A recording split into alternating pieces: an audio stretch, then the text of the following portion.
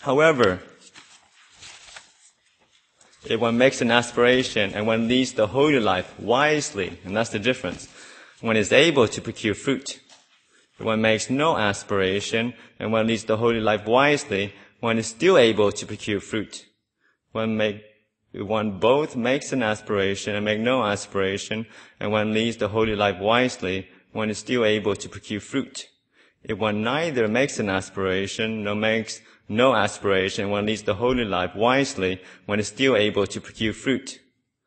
I have not heard and learned this from the Blessed One's own lips, Prince, but it is possible that the Blessed One would answer as I have stated. So obviously, as most of you probably know, that the Sutta is kind of, was, the days of the Buddha was written down. It was an oral tradition. So a lot of repetitions, is done so that it goes in easier. It's easier to remember. But unfortunately, when you read it out, it tends to be a little bit repetitious, right?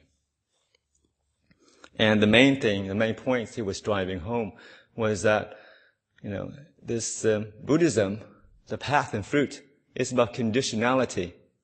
You have to put in the right causes to get the right result.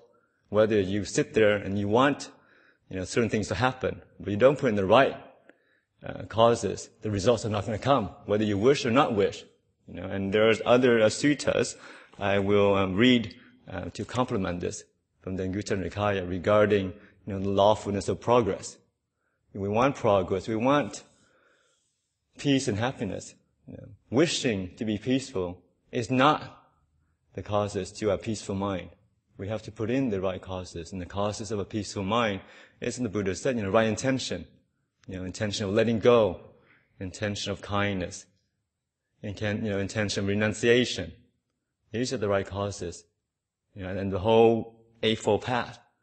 We want a peaceful mind, we have to kind of always incline towards all those, factors. Right intention, right thought, right speech, right action, right livelihood, right effort, right mindfulness, and right stillness. And then peace and happiness comes about. Right? Okay. Any questions up to now?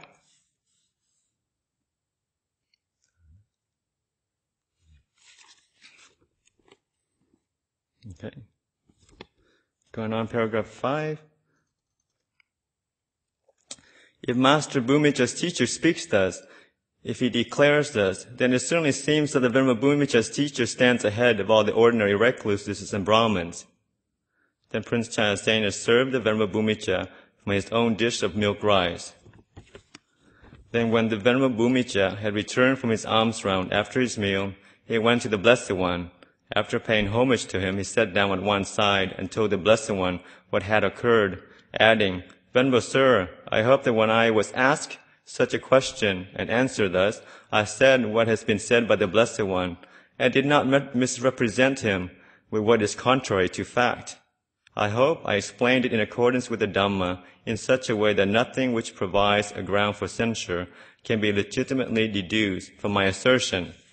So this is very nice. You can see that, what he said was very, true and very down the line Dhamma.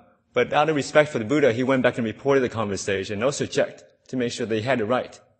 Make sure that he didn't misrepresent the Buddha in any way. Right? So this is a nice little touch of kind of humility from Venerable Bhumija, I thought. Surely, Bhumija, when you were asked such a question and answered thus, you said what has been said by me, and did not misrepresent me with what is contrary to fact. You explain in accordance with the Dhamma in such a way that nothing which provides a ground for censure can be legitimately deduced from your assertion. Whatever recluses and Brahmins have wrong view, wrong intention, wrong speech, wrong action, wrong livelihood, wrong effort, wrong mindfulness, and wrong concentration, if they make an aspiration and they lead the holy life, they are unable to procure any fruit. If they make no aspiration and they lead the holy life, they are still unable to procure any fruit. And they both make an aspiration and make no aspiration and they lead the holy life, they are still unable to procure any fruit. If they neither make an aspiration or make no aspiration and they lead the holy life, they are still unable to procure any fruit. Why is that? Because that wrong path is not proper method for procuring fruit. Right? Going back to just simple conditionality. You want certain results, you have to put in the right causes. And then Buddha goes on to give very simple, but also very clear similes of what he's trying to get at. Right? Okay. Suppose a man needing oil, seeking oil, wandering in search of oil, were to heap up gravel in a tub, sprinkle it all over with water and pressed it. Then if he made an aspiration and acted thus, he will be unable to procure any fruit. And he goes on to the four kind of sets regarding making an aspiration or not, and making both or neither. If you want oil and you put gravel in the tub, you're not going to get oil, no matter what you do. No matter, how much you wish for it, how much you, or not wish for it, it's not going to come about. Because you can't get oil from, gravel. Right? That's just one simile. Just very simple, but it just drives home the point.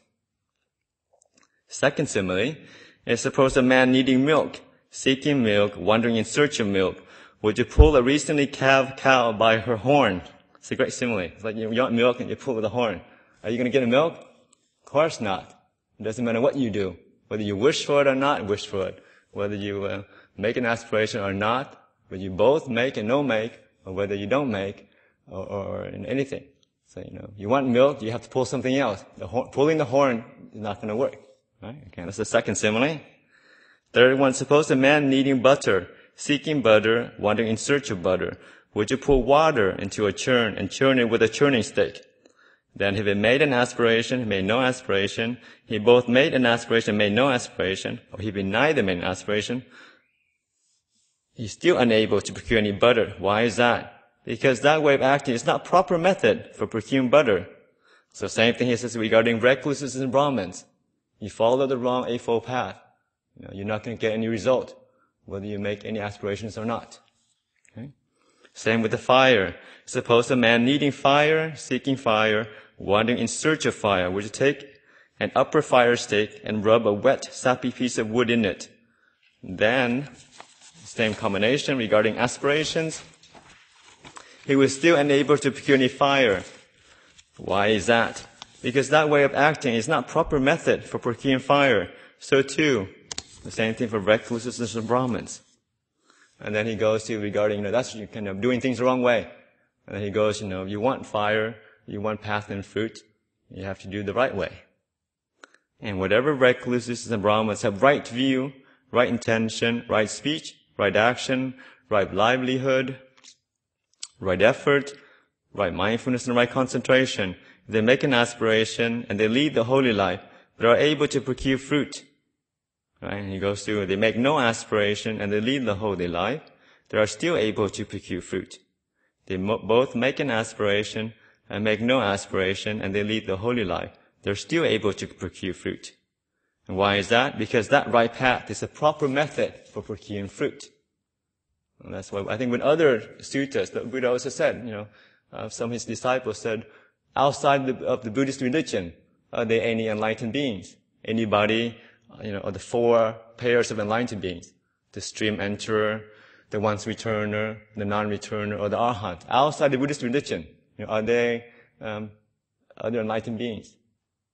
And, this is not kind of a sectarian view, but he said, whether they're not doesn't depend on whether the Buddhists or not, but it depends on whether the people from the other religions have the Eightfold Path. They follow and they follow and they realize the Eightfold Path, then there'll be, enlightened beings in other religion, as long as they they follow the Eightfold Path. It's one of those, Buddhism is based on your actions, not based on what you believe in.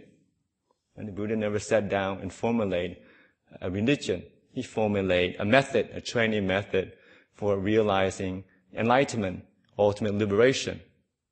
So as long as we follow that path, whether you're Buddhist or not, ultimate liberation happens. You realize the end of suffering, right?